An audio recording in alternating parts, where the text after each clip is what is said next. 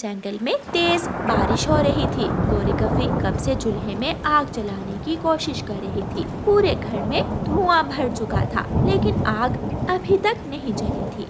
गोरी कौवी गुस्से से कालू कौवी से कहती है, कालू के बच्चे, बैठकर मेरा तमाशा देख रहे हो, जाओ मुझे कहीं से सूखी लकड़ियाँ ला कर दो।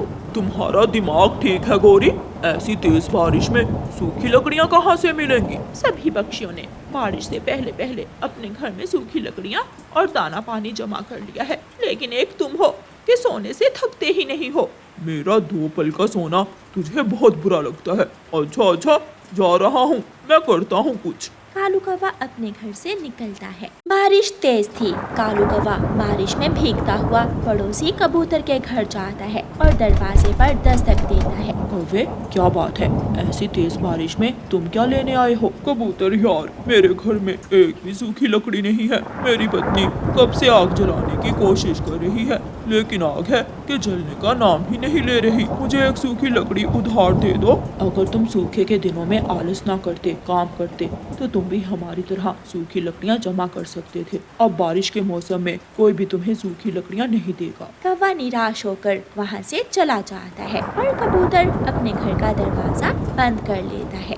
कौवा उड़ता उड़ता रानो चिड़िया के घर आता है और रानो चिड़िया के दरवाजे पर दस्तक देता है। गुड़िया बेटी, बाहर देखें कौन है। गुड़िया दरवाजा खोलती है। बेटी, आपकी मम्मा कहाँ है? अंकल कालू, मम्मा तो खाना बनी है। गुड़िया कालू कौवे को घर के अंदर ले जाती है।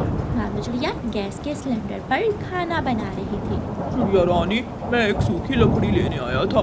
घर में आग नहीं जल रही। आग नहीं जलेगी तो खाना नहीं बनेगा। कौवे भैया, मेरे पास तो गैस का सिलेंडर है। मैं तो सिलेंडर पर ही खाना बनाती हूँ। मेरे पास तो कोई सूखी लकड़ी नहीं है। बहुत परेशान हूँ। अगर खाली हाथ घर गया तो गोरी मुझे कच्चा खा जाएगी। कौवे भैया, आप मेरे पड़ोसी हो, लेकिन हो बहुत आलसी। लेकिन मैं आपकी मदद ज़रूर करूँगी। ऐसा करें, गोरी से कहें कि मेरे घर आकर खाना बना ले। कौवा खुश हो जाता है। रानो चिड़िया, बहुत बहुत शुक्रिया। तुमने मुझे गोरी के जुल्म से बचा लिया है। कालू कौवा जल्दी से अपने घर जाता है। कहाँ है सूखी लकड़ियाँ? अगर सूखी लकड़ियाँ ना आई तो मेरे साथ साथ तुम भी आज भूखे ही रहोगे। चिड़िया के घर में गैस का सिलेंडर है। चलो हम वहाँ जाकर अपना खाना बना लेते हैं। क्या तुम चिड़िया से पूछ कर आए हो? हाँ, मैं अभी चिड़िया से पूछ कर आया हूँ। फिर गोरी कौवी अपना आटा और दाल उठाती है और कालू कौवे के साथ रानो चिड़िया के घर चली जाती है। गोरी बहन, मैंने अपना खाना बना लिया है। अब आप अपना खाना बना लें। खुशबू बहुत अच्छी आ रही है। चिड़िया, क्या बनाया है? मैंने बच्चों के लिए खिचड़ी बनाई है आज, लेकिन अभी गर्म है। ठंडी होगी तो खाएंगे। मम्मा, जब तक खिचड़ी ठंडी होती है, क्यों ना हम पीने के लिए बारिश का साफ पानी जमा कर ले। हाँ, मैं भी यही सोच रही थी।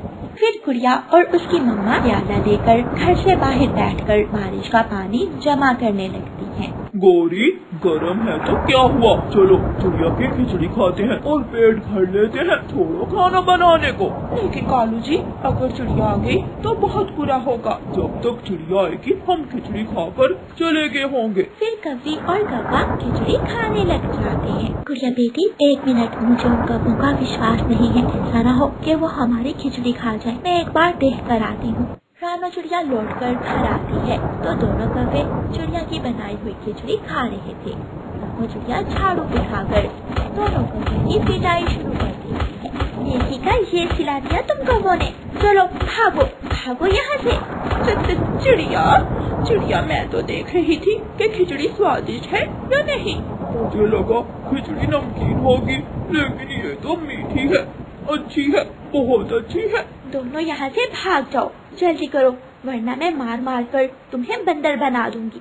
चिड़िया कौवों का आटा दाल उठाकर दरवाजे से बाहर रख देती है और कौवों को घर से बाहर निकाल देती है। गोरी, अगर हम लालच ना करते तो अब तक हमारा अपना खाना बन गया होगा। कालू जी, अब चिड़िया तो हमें अपने घर में कभी नहीं आने देगी। सोचना भी ना, खिड़की से चिड़िया बोलती है और दोनों कौवे रोते हुए वहाँ से चले जाते हैं। कौवे लालच में अपना पड़ोसी गंवा देते हैं। प्यारे दोस्तों, इस कहानी को लाइक, अपने दोस्तों के साथ शेयर और चैनल को सब्सक्राइब करना बिल्कुल मत भूलना। आपका का धन्यवाद। रानो चिड़िया की ऐसी कहानियाँ सुनने के लिए YouTube सर्च बार में रानो चिड़िया की कहानी लिखें या फिर ये बटन दबाकर बोलकर कहें रानो चिड़िया की कहानी। आज पूनम की रात आने वाली थी। सभी छोटे पक्षी आज रात अपने मम्मा पापा को सरप्राइज देना चाहते थे। वो सब नदी के पास इकट्ठे होते हैं। दोस्तों, आज पूनम की रात है। आज हम कुछ ऐसा खास बनाएंगे कि मम्मा पापा खुश हो जाएं। हम चावल बना सकते हैं या फिर खिचड़ी। हम खिचड़ी बनाएंगे। मैं लाऊंगा मीठे मीठे अमरूद। और मैं लाऊंगा चावल का दाना। और मैं खिचड़ी बनाऊंगी। मैं दाल का दाना लाऊंगा। और ऐसे हम सब मिलकर बनाएंगे अपने मम्मा और पापा के लिए खिचड़ी। ऐसे वो सब अपने अपने काम पर निकल जाते हैं। गुड़िया सीधी अपनी नानो के घर जाती है जो जंगल की दूसरी ओर रहती थी। नानो नानो, खिचड़ी कैसे बनाते हैं? गुड़िया बेटी, आप खिचड़ी बनाओगी क्या? हाँ नानो, हम सब दोस्त मिलकर आज पूनम की रात को अपने अपने मम्मा और पापा को सरप्राइज देंगे। फिर गुड़िया की नानो गुड़िया को खिचड़ी की रेसिपी बताती है। कुकू उड़ता हुआ मैदान में जाता है, मगर मैदान में तो दाल का दाना नहीं था। यहाँ तो दाल का दाना नहीं है। मैं मम्मा से पूछता हूँ कि दाल का दाना कहाँ से मिलेगा। कुकू अपनी मम्मा के पास जाता है। मम्मा मम्मा, दाल का दाना कहाँ से मिलेगा? कुकू बेटा, भूख लगी है तो ये चने का दाना खा लो।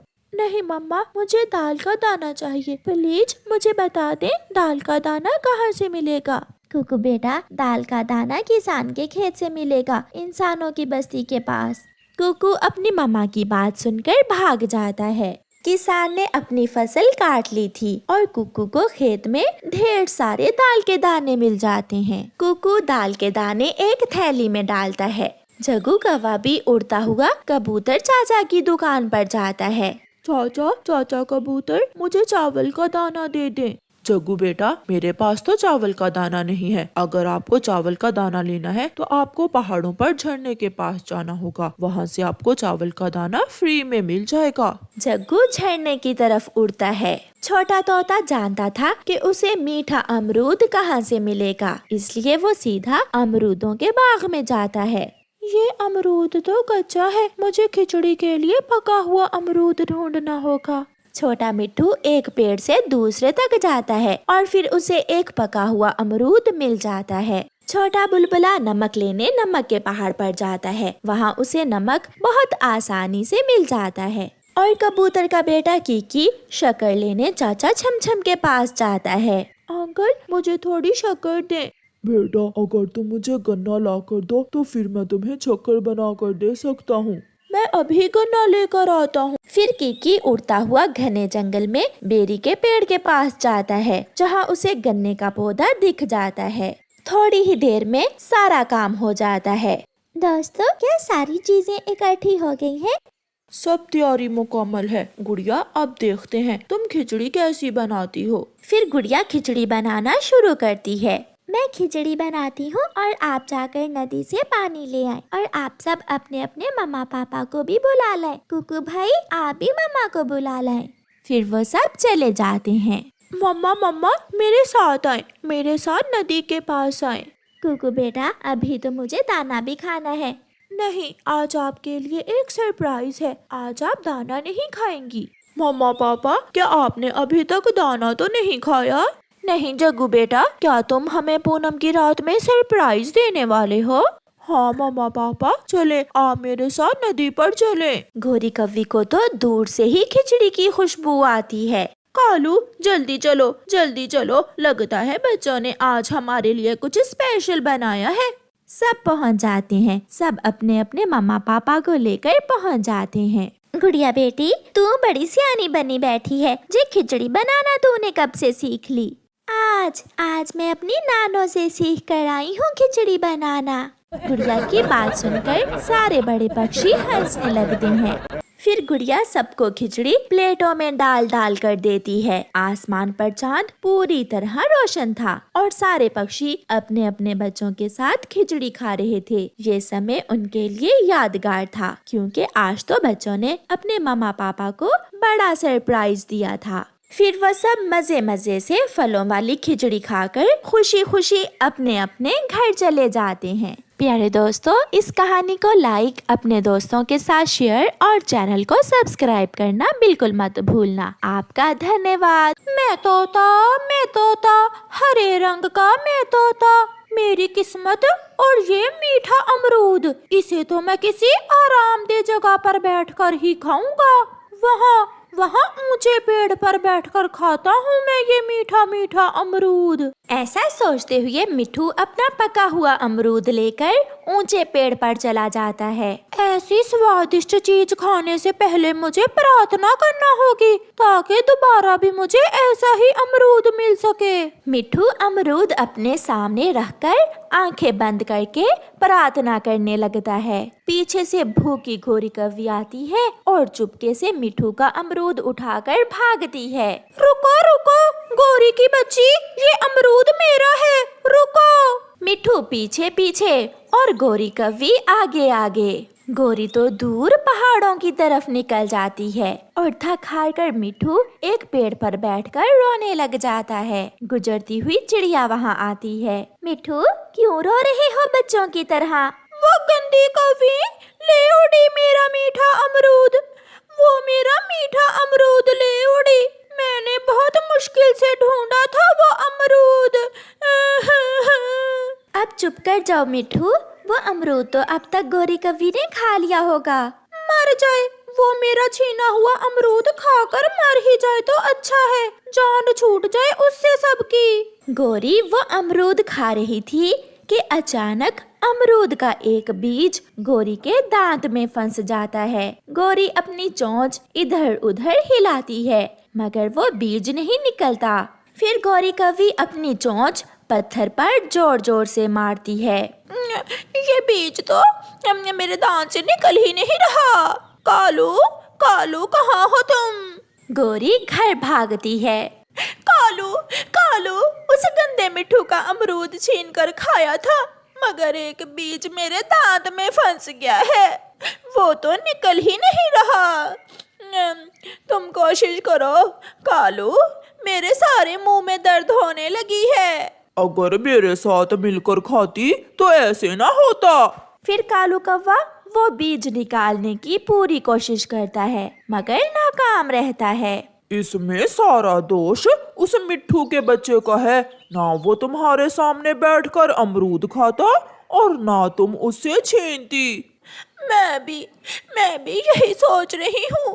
कालू, मेरे दांत में बहुत दर्द हो रहा है, कुछ करो। ऐसा ही दर्द मैं मिट्ठू के दांत में भी करूँगा। ठहरो, मैं अभी जाकर उसे पूछता हूँ। फिर कालू कौवा अपने घर से एक डंडा लेकर मिट्ठू की तरफ जाता है। मिट्ठू कहाँ हो तुम? बाहर आओ। ये तो कालू कौवा है। इन बुरे पक्षियों से आप दूर ही रहा करें, ये बहुत बुरे हैं। लगता है उन कौवों को गलती का एहसास हो गया है, शायद वो मुझसे माफी मांगने आया है अपनी पत्नी की तरफ से। मैं जाकर बात करता हूँ। फिर मिट्ठू घर से बाहर निकलता है। तेरी ऐसी की तैसी। ऐसा कहते हुए कालू कौवा मिट्ठू को मारने लगता है। बचाओ बचाओ, कोई मुझे कालू कौवे से बचाओ। शोर सुनकर मिट्ठू की पत्नी हरियाली भी घर से बाहर आ जाती है। चिड़िया और कबूतर भी वहाँ आ जाते हैं। छोड़ो छोड़ो, मिट्ठू को छोड़ो। फिर कालू कौवा मिट्ठू को छोड़ देता है। हुआ क्या है? आप दोनों क्यों लड़ रहे हैं? लड़ कब रहे हैं? ये मार रहा है मुझे और मुझे तो मालूम ही नहीं कि ये मुझे क्यों मार रहा है। आप इसी से पूछ लें कि ये मुझे क्यों मार रहा है। मेरी पत्नी के दांत में दर्द है। तो इसमें मेरा क्या दोष है? दोष है उसके दांत में उसी अमरूद का बीज फंसा हुआ है जो अमरूद गोरी तुमसे छीन कर ले गई थी। ना तुम सामने पेड़ पर बैठकर अमरूद खाते और ना मेरी पत्नी के दांत में अमरूद का बीज फंसता। कालू, ये भी कोई बात हुई? उल्टा चोर कोतवाल को डांटे।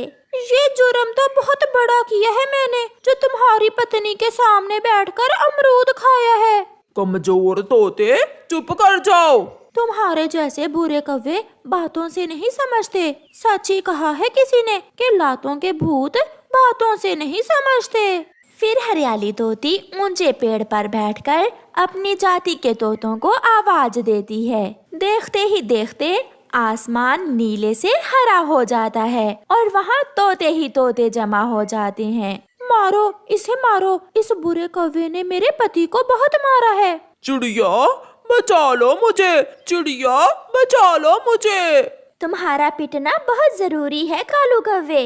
फिर वो तोते मिलकर अपनी तेज चोंचे मार मार कर कालू कौवे का बुरा हाल कर देते हैं। कालू कौवा रोता हुआ घर जाता है। कालू जी क्या हुआ, तुम रो क्यों रहे हो?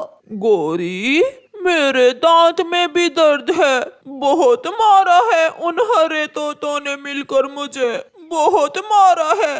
यहाँ भी मारा है, मर गया, हाय मैं मर गया। ऐसे कौवे को सजा मिलती है। प्यारे दोस्तों, कमजोर पर हमेशा बेजा गुस्सा आता है और ताकतवर के सामने गुस्सा खत्म हो जाता है। ऐसा अक्सर हमारे समाज में भी होता है। आपका धन्यवाद।